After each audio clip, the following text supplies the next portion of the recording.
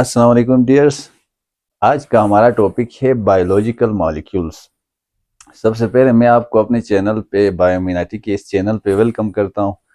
आपको पता है हमने कोर्स स्टार्ट किया था first year and second year के लिए। तो फर्स्ट ईयर का जो फर्स्ट चैप्टर था वो कंप्लीट हो गया। उसके बाद एक्सरसाइज के लिए अलग सेशन रखेंगे, सारे एक्सरसाइज एक साथ कंप्लीट करेंगे। उसके लिए आज जो हमारा टॉपिक है इसको स्टार्ट करने से पहले बताता चलूँ कि हमारा कोर्स एनबीएफ का है, नेशनल बुक फाउंडेशन का है, जो federal text book board Islamabad है, जो नेशनल करिकुलम है पाकिस्तान में उसका। वैसे जनरली एमडीकेट नीट सब जगह पे काम आने वाला है, बट प्रिसाइसली ये वाला कोर्स पढ़ रहे हैं हम एनबीएफ का। तो यहाँ पर हम स्टार्ट करेंगे, पहला टॉपिक हम स्टार्ट करेंगे बायोलॉजिकल मॉलिक्यूल्स। इस चैप्टर का नाम है। तो बायोलॉजिकल मॉलिक्यूल्स के लिए वर्ड टू वर्ड हम देखते हैं, उसके बाद आगे बढ़ते हैं। अगर हम पहले वर्ड में देखें तो लाइफ की बात हो रही है। उसके बाद ये वर्ड्स तो आपको पता है, इसका मतलब हुआ बायोलॉजिकल मॉलिक्यूल्स। लाइफ के अंदर जो मॉलिक्यूल्स मौजूद हैं वो हो गए बायोलॉजिकल मॉलिक्यूल्स। अगर ऐसे सबसे सिंपलेस्ट फॉर्म में हम लिखें तो इजीली हम समझ भी सकते हैं और लिखने में भी आसानी होगी। हम लिख सकते हैं मुख्तलिफ जो मॉलिक्यूल्स हैं बायोलॉजिकल मॉलिक्यूल्स के लिए, डिफरेंट मॉलिक्यूल्स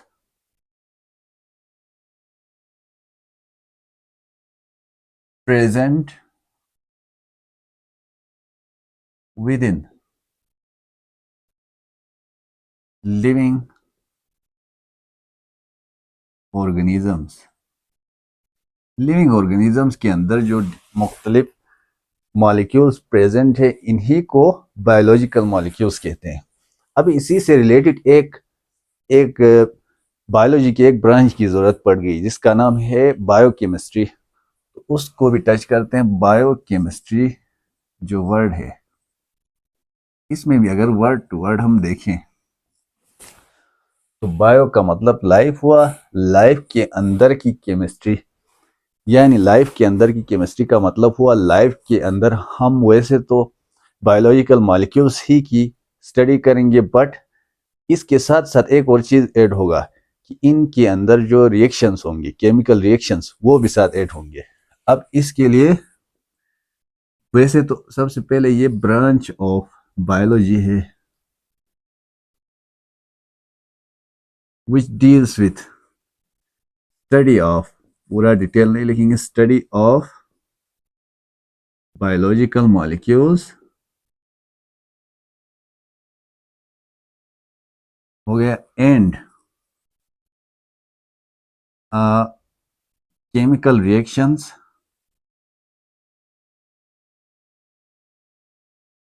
बिटवीन देम, यानी इनके बीच, बायोलॉजिकल मॉलिक्यूल्स के बीच जो केमिकल रिएक्शंस होंगे वो भी इंक्लूड होगा बायोकेमिस्ट्री में।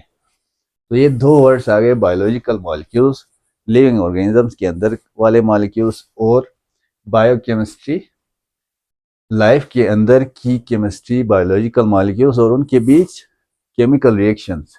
ये हो गई इसकी इंट्रोडक्शन। इसी के साथ साथ हम देखें तो यहाँ पर केमिकल कंपोजिशन ऑफ प्रोटोप्लाज्म आता है। अभी बायोलॉजिकल मॉलिक्यूल्स को हम इसके साथ कनेक्ट करते हैं।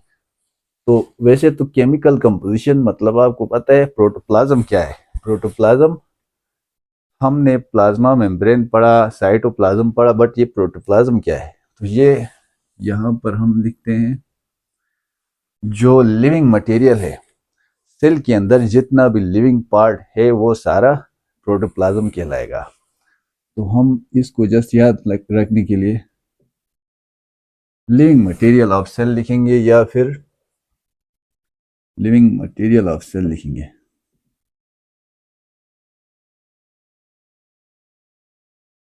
इसकी केमिकल कंपोजिशन को समझने से पहले आपको ऑलरेडी पता है कि नेचुरली अकरिंग एलिमेंट्स कितने हैं।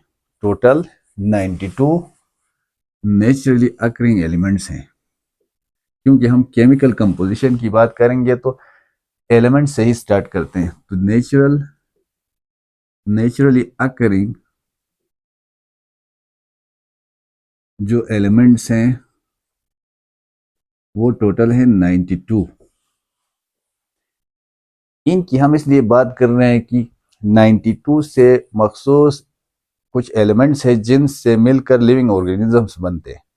फॉर एग्जांपल 16 एलिमेंट्स ऐसे हैं आउट ऑफ 92 जिनसे मिलकर लाइफ बना है। सारे लिविंग ऑर्गेनिजम्स, जितने भी लिविंग ऑर्गेनिजम्स हैं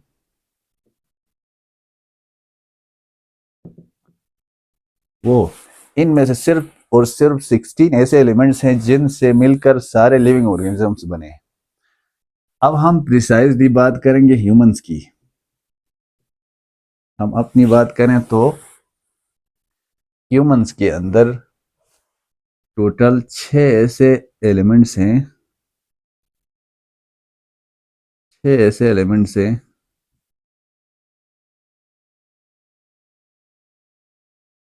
जिनसे मिलकर पूरा 99% ऑफ द बॉडी बना है ह्यूमंस का।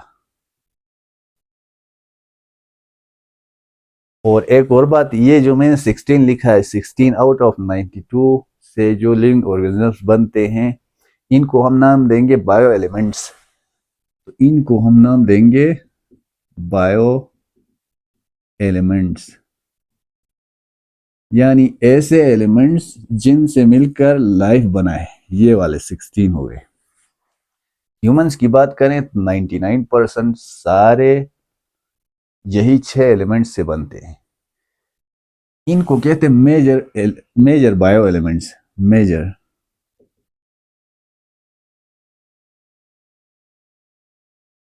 क्योंकि ये सारा 99% यही बनाते हैं तो इसको नाम दे सकते हैं मेजर बायो एलिमेंट्स। इसी तरह जो 1% है, 1% जो बॉडी है वो जो बनाते हैं उनको माइनर बायो एलिमेंट्स कहते हैं,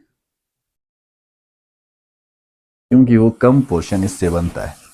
इसी तरह 0.01% या 0.01% जो बनाते हैं उनको ट्रेस एलिमेंट्स कहते हैं।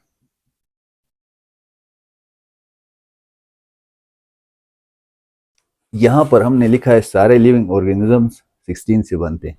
तो कुछ ऐसे भी एलिमेंट्स होंगे जो कि सारे ऑर्गेनिजम्स में मौजूद होंगे। तो मैं बताता चाहूँ कि जो ट्रेस एलिमेंट्स है, आयरन ट्रेस एलिमेंट में आता है और ये सारे लिविंग ऑर्गेनिजम्स में भी होता है।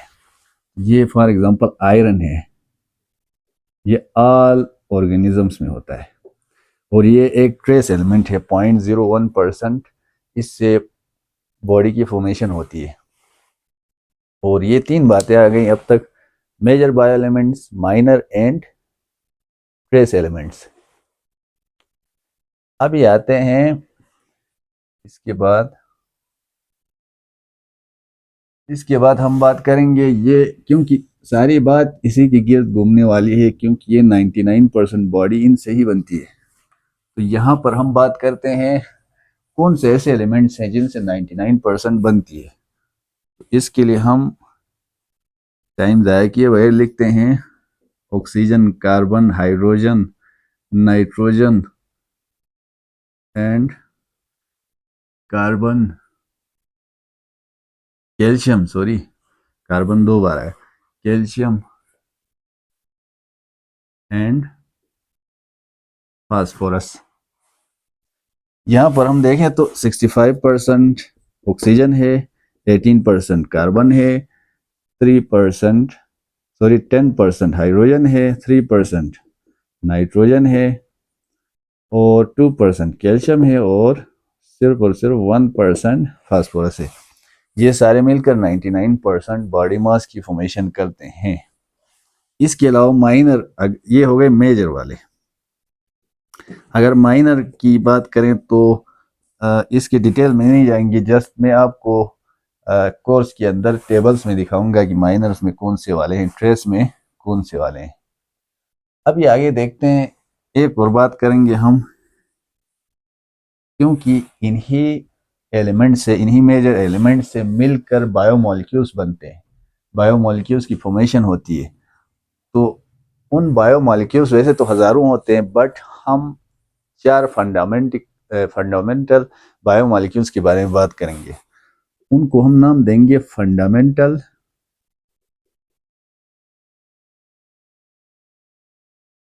बायोमोलिक्यूल्स। वो कौन से ऐसे फंडामेंटल बायोमोलिक्यूल्स हैं जो इनसे मिलकर बनते हैं, मोस्टली उनसे बॉडी मास की फॉर्मेशन हो गई है। तो वो हैं नंबर 1। इसको साथ साथ किताब में देखते हुए कंटिन्यू करते हैं। यहाँ पर पहले तो बायोलॉजिकल मॉलिक्यूल्स के बारे में पढ़ा, जो कि different chemical compounds of living things.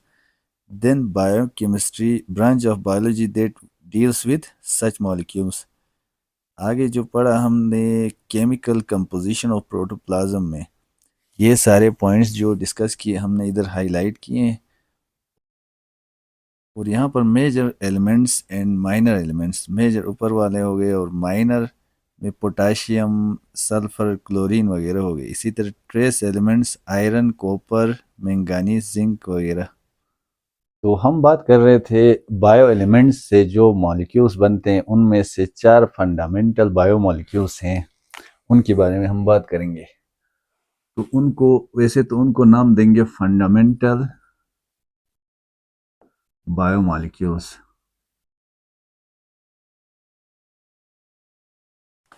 वो 4 कार्बोहाइड्रेट्स हैं, प्रोटीन्स हैं, लिपिड्स हैं एंड न्यूक्लिक एसिड्स हैं।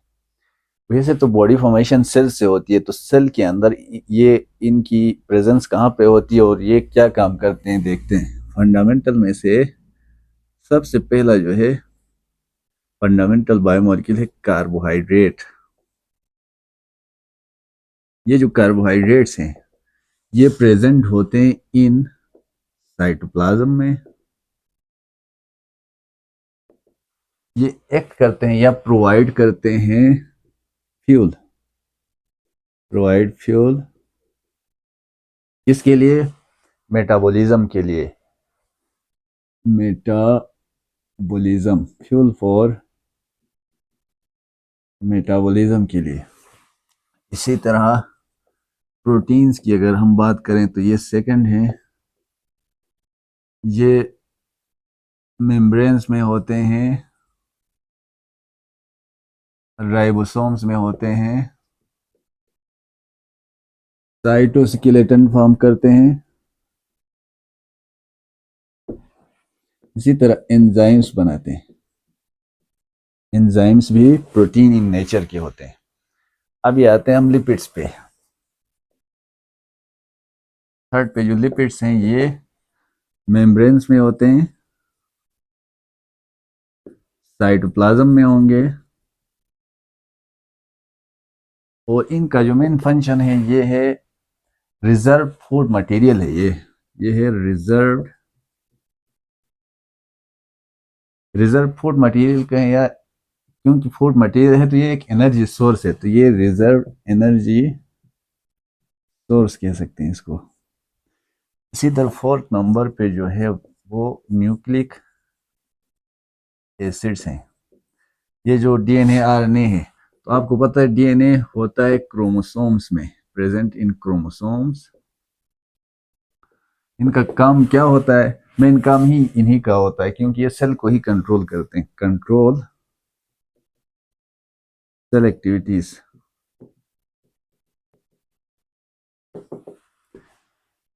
तो ये बात हो गई 4 फंडामेंटल बायोमोलिक्यूल्स की बात हो गई। अब ये हम आते हैं एक आगे टॉपिक है कंडेंसेशन एंड ये जो हाइड्रोलिसिस है, इस पे आते हैं। तो वैसे कंडेंसेशन वर्सेस होना चाहिए, यहाँ पर एंड लिखा है तो कंडेंसेशन, क्योंकि ये अपोजिट वर्ड्स हैं, कंडेंसेशन एंड हाइड्रोलिसिस। ये टॉपिक है नेक्स्ट। तो कंडेंसेशन को समझने के लिए हम बात करेंगे मैक्रो मॉलिक्यूल्स और माइक्रो मॉलिक्यूल्स के लिए। तो इसको समझने के लिए सबसे पहले तो मैक्रो मॉलिक्यूल्स क्या हैं। ये मैक्रो मींस बड़ा, तो बड़ा इन द सेंस कि इनका मॉलिक्यूलर वेट ज्यादा होगा इन मॉलिक्यूल्स का। तो हाई मॉलिक्यूलर वेट मॉलिक्यूल्स हो गए ये। इसी तरह इनको पॉलीमर्स भी कहते हैं, बहुत सारे मोनोमर्स से बनते हैं ये, या फिर पॉलीमर्स हम कह सकते हैं कि हाई क्या कहते हैं, हाई मॉलिक्यूलर वेट मॉलिक्यूल्स और polymers made up of micro molecules. Macro molecules की डेफिनेशन के लिए हाई मॉलिक्यूलर वेट या polymers made up of micro molecules.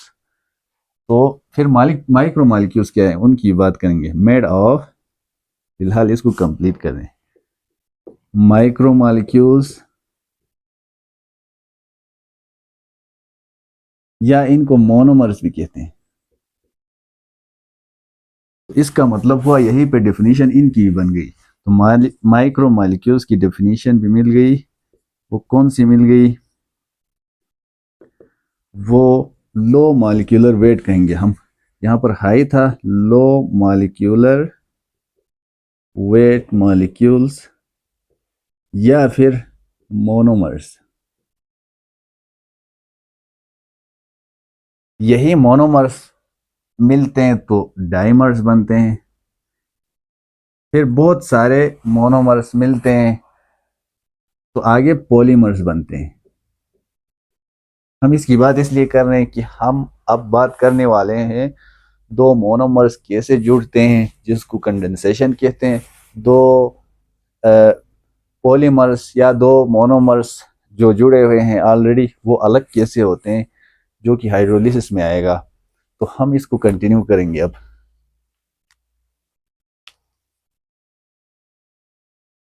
यहाँ पर एक बात रह गई थी कि ये बायो एलिमेंट्स जब मिलते हैं तो या तो इनऑर्गेनिक कंपाउंड्स बनाते हैं जैसे वाटर एंड मिनरल्स, या तो ऑर्गेनिक कंपाउंड्स बनाते हैं जैसे कि चार फंडामेंटल जो बायोलॉजिकल मॉलिक्यूल्स पढ़े। और ये टेबल में डिफरेंट प्रोपोर्शंस वाटर प्रोटीन वगैरह के।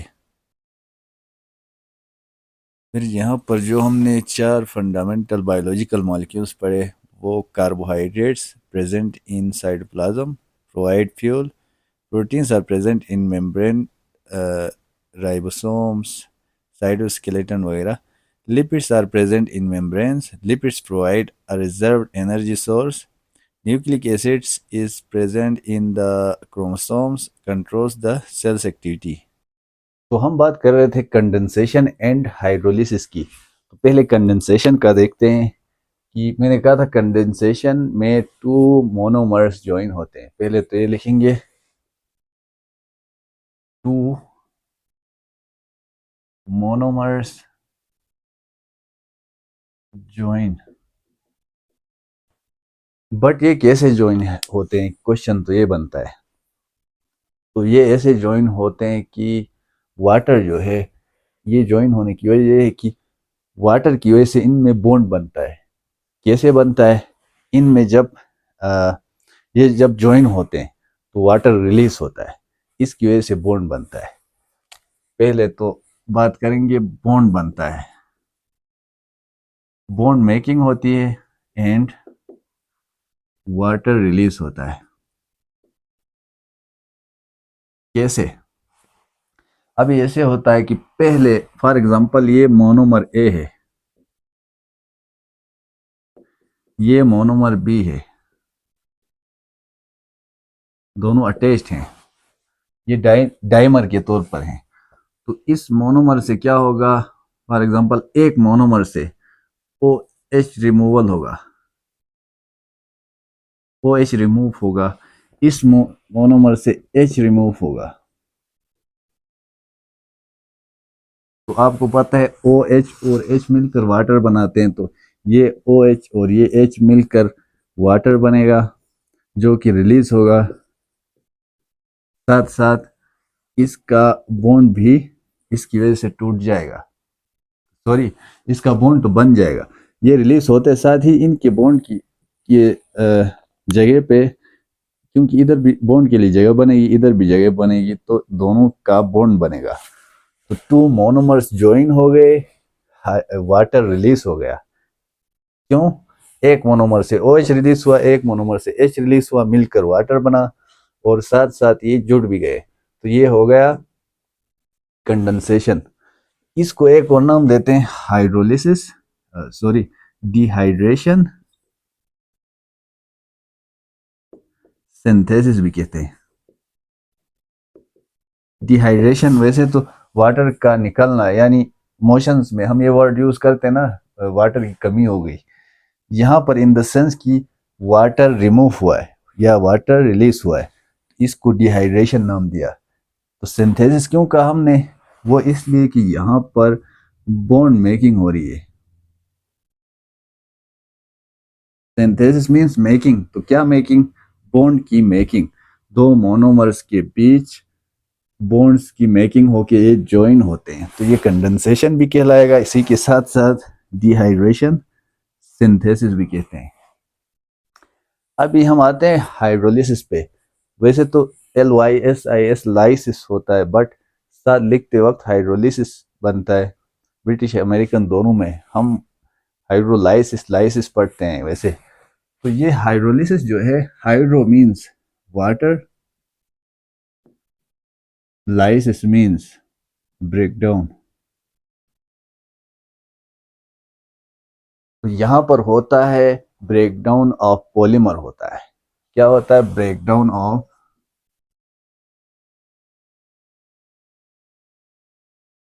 पॉलीमर। बट कैसे? By adding water. वाटर की यहां पर क्या हुआ था? वाटर रिमूव हुआ था। यहां पर वाटर के एडिशन की वजह से, वाटर ऐड होने की वजह से पॉलीमर का बॉन्ड ब्रेक हुआ है। तो यहां पर हाइड्रोलिसिस इसी को कहते हैं। तो कैसे होता है? फॉर एग्जांपल,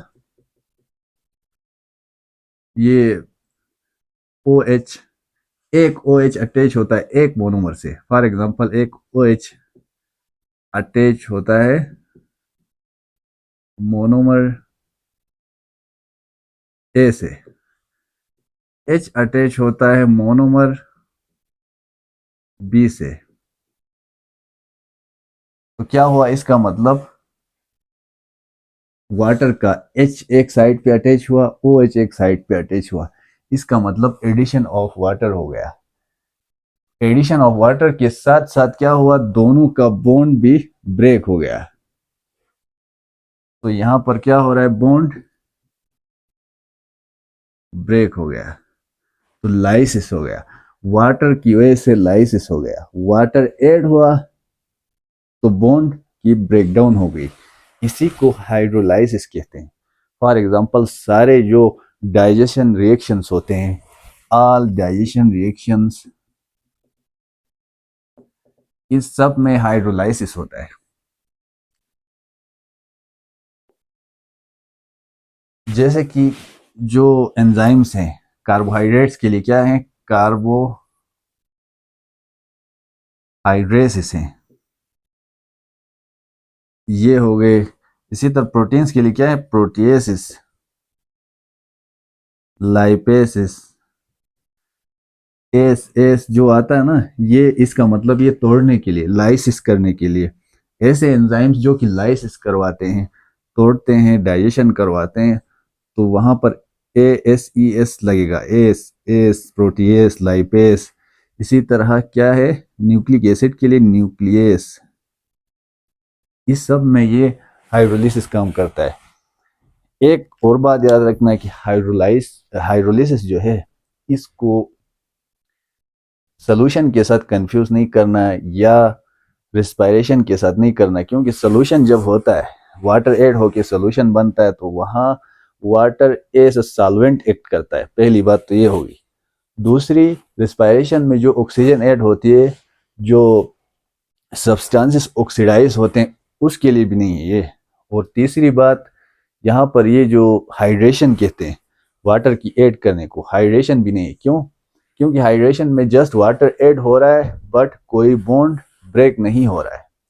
वाटर तो ऐड हो रहा है बट बॉन्ड ब्रेक नहीं हो रहा है। हाइड्रोलिसिस में क्या होता है, वाटर भी ऐड हो रहा है और साथ साथ बॉन्ड भी ब्रेक होता है। तो ये बात थी हाइड्रोलिसिस। और इसका मतलब हुआ ये दोनों अपोजिट हो गए एक दूसरों के। डिहाइड्रेशन सिंथेसिस या कंडेंसेशन वर्सेस हाइड्रोलिसिस एक दूसरों के अपोजिट हो गए। तो साथ साथ किताब में भी देखते हैं और इसको साथ कंटिन्यू करेंगे। फिलहाल के लिए थैंक यू जी। यहाँ पर अब तक हमने जो पढ़ा, ये कंडेंसेशन एंड हाइड्रोलिसिस में मैक्रोमोलेक्यूल्स के लिए हाई मॉलिक्यूलर वेट या पॉलीमर्स, माइक्रोमोलेक्यूल्स के लिए मोनोमर्स का। देन कंडेंसेशन के बारे में पढ़ा जो कि इस बॉक्स में गिवन है, रिपीट नहीं करेंगे इसको। और यहाँ पर हमने देखा कंडेंसेशन को डिहाइड्रेशन सिंथेसिस भी कहते हैं, यानी water is remove dehydration, bond is made synthesis. इसी तरह hydrolysis is essentially the reverse of dehydration synthesis या कंडेंसेशन, और इसका प्रोसेस भी पढ़ा। और एक और बात कि यहाँ पर हाइड्रोलिसिस को कंफ्यूज नहीं करना था, इसलिए इस साइड पे दिया गया है।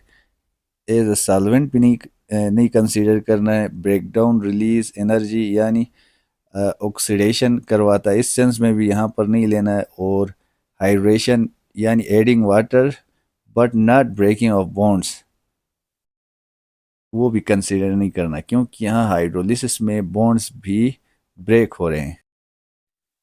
फिलहाल के लिए इतना ही। आगे इम्पोर्टेंस ऑफ वाटर के टॉपिक में मिलते हैं, सेकंड टॉपिक में। फिलहाल के लिए थैंक यू जी।